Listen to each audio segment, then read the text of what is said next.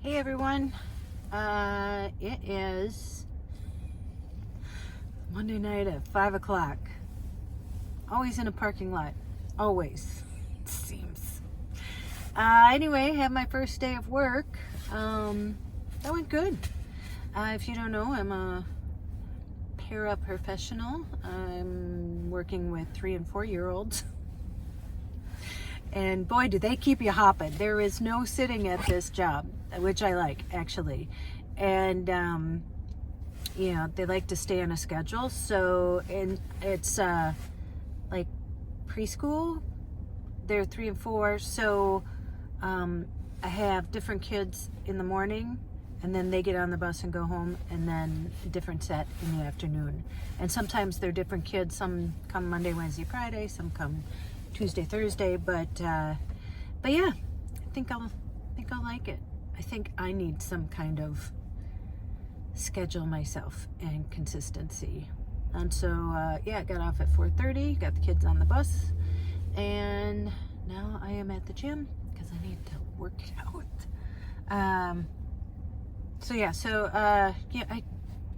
Vlogmas started. I mean, I've been kind of vlogging almost daily recently. So I have an update on Joy, but it's more of like a caregiver update. That's me. It's too much. It's too much. So she's still at the hospital. She was supposed to go to like transitional care to rehab today. So they had to find one, talk to a social worker who was just on call for the weekend because nothing's open on the weekend. So they had to see today who had a bed and whatever. And so they called me today and they had a bed at this place. And first of all, she's like, yeah, this place has a bed. Great. I mean, pretty close to me, so all good.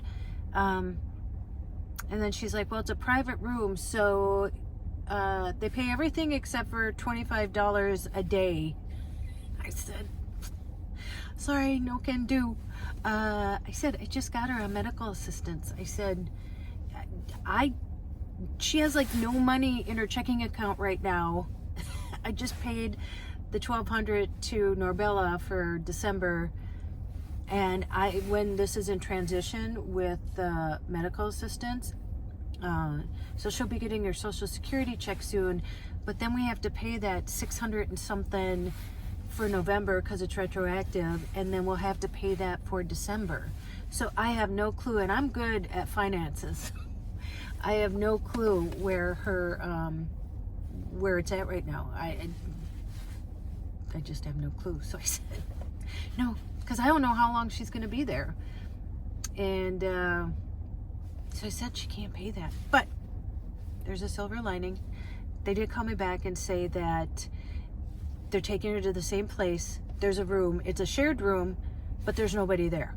And they said nobody will be there probably while she's there. So she gets a shared room to herself, but with no extra $25 added on to that. And then I didn't know they expected me to transport her. I told everybody when all this happened, I said, I start a new job on Monday. I cannot transport her. And she broke her hip. How am I going to transport her? Isn't that somebody who maybe, I don't know, I thought, not that it would be by ambulance, but, I don't know. And I can't talk on the phone while I'm at work. Like, there's kids running, bolting, I can't just be like, yeah, okay, sorry, kid running, hold on one sec, But they know at work, like, what's going on. But I feel bad. Albert is her social worker. Well, I think he's a social worker. He's the one that he's her caseworker. That's what he is. For her medical assistance. And it's funny, his name is Albert, and my dad's name was Albert, and my brother's name was Al Jr. Called him today. And she has to go back to the orthopedic surgeon. His assistant came in and said, yeah, well, he's out of Woodbury, which is like far. Where she's at the hospital, that's like almost an hour from me. And then he's on the other side of town. I said, I can't do it. I said, I don't even think I can bring her. I said, I just got a new job. I cannot leave. And then some doctor called me from the hospital and said, well, I see she's on Lasix. She's on water pills. We were just at the cardiologist, like, what, 3-4 months ago? And she goes, I don't think she needs them. She goes, do you know why she's on them? I'm like, I think you're talking to the wrong person. I don't think I have a medical degree yet. And I'm just like, I don't know. I don't know. And so when I called Albert, I said, I'm on the edge, Al. I said, I'm mentally and physically, like, spent. Like, I can't. I just got a new job. I've waited this long to get a new job because I couldn't, because I was doing everything. And now that I got her in assisted living, I was like, oh, now I can get a job. And I did, even though I sent out like 200 resumes, but it all worked out perfect. And then, you know, this threw a wrench in it. And here's the thing, when I'm talking about, and I always want to say this, it's not the person, it's not my mom's fault, it's the situation. Do you know what I mean? For all caregivers, it's not the person, it's the situation. I was just reading an article yesterday about caregivers, and they said a lot of times, this is the truth, a lot of times the person that's being cared for, the caregiver dies before them from like stress. This lady was taking care of like 2 of her aunts or something because she was the only person.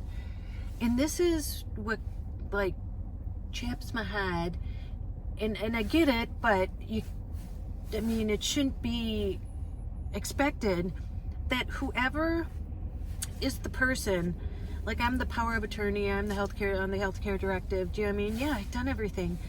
But that they reach out to you and you're the only one expected to do anything. I said, I don't have a spouse. I don't have a significant other. I can't call anybody else to take time off. That's not their responsibility. I'm the only one responsible. And I got to take care of myself too. And mentally, physically, emotionally. I mean, it's why I'm in therapy, but I can't even go to therapy this week. Because I have new insurance and I don't know what it covers yet, and I don't have cards for it. And I really need some therapy this week. So this lady called me back. She's a social worker helping to get my mom into the assisted living. And I told her, I go, listen, I can't do it all. Oh, and she has to go to the orthopedic, so I digress. I never finished that story. And I said, and she has to go see him within like the next 2 weeks to get the stitches out. I said, I can't go during the day. If you got weekend hours, I can do it. I can't do it during the day. I can't take time off of a job I just started. And I can't quit this job because I have a life to pay for too. And insurance and everything else. I mean, I even get Delta Dental with this insurance. Or with this job. And so it's expected whoever is on, like, you know, there is going to take care of everything. And you have to realize not everybody, you know, we were talking about the elder orphans, not everybody has a plethora of people to help out. I got nobody, and I think the more time goes, the more people are in this situation. And I get it. I mean, I can see people having strokes or heart attacks because of the stress that's put on.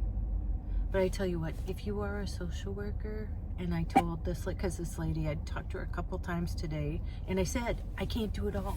Just got her in assisted living. I got her on medical assistance. I moved her by myself. And this isn't about me, but I'm saying only one person. I now have a job. I can't do this by myself. And that's poor Albert. I almost started crying. I think he could tell. I left a message. I think you could tell them. I'm like, is there a program you could direct me to? There's gotta be something that somebody could help me deal with, like, this transportation thing, because I can't do it. I can't get fired. I can't take time off. I just started today. So not happy Vlogmas. But I mean, it's real. This is real life, and this is what I'm going through right now. And I'm sorry that all the videos have been in the car, and just is what's happening. Oh, what an adventure. I should be in Florida right now. Sipping on a margarita in the pool, But anyway, so that's where we're at. They found transportation. So this lady said to me, I said, you know what? I go, sorry about before. I don't know how to do all this. She's the social worker, helped my mom, and I go, it's hard. She goes, I know. She goes, and we can't. She goes, caregiver burnout is real, and she goes, and we cannot lose you. And and she's like, she's got transportation tomorrow. She got the room set up. Like, thank you. I go, you are like a life preserver. I said, thank you so much. And she's like, I get it. So anybody who's a social worker out there, thank you from the depths, the bowels of my heart, Thank you. Thank you, thank you, thank you for being so helpful. Albert never called me back. He's afraid to. And I told her, I said, I can only do things one day at a time. I go, at least that's figured out. We'll figure the rest of it out later. She goes, yep, Tracy. She goes, sometimes just 1 minute at a time. And I'm like, Glenda, we're speaking the same language. You got it. So that's where we're at. She's going tomorrow. And yeah, and then I'll go visit her tomorrow after work. I'll go, I got the seat warmer on. My buns are cooking. So I'll go see her tomorrow, and we'll go from there. I can't imagine she'll be in there that long, but who knows? I don't know anything. I'm not assuming anything. I don't know.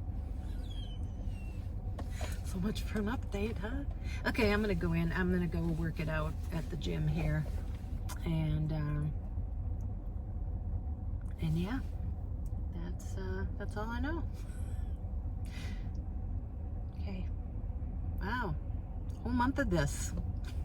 Lucky you guys. You're all gonna be dropping like flies.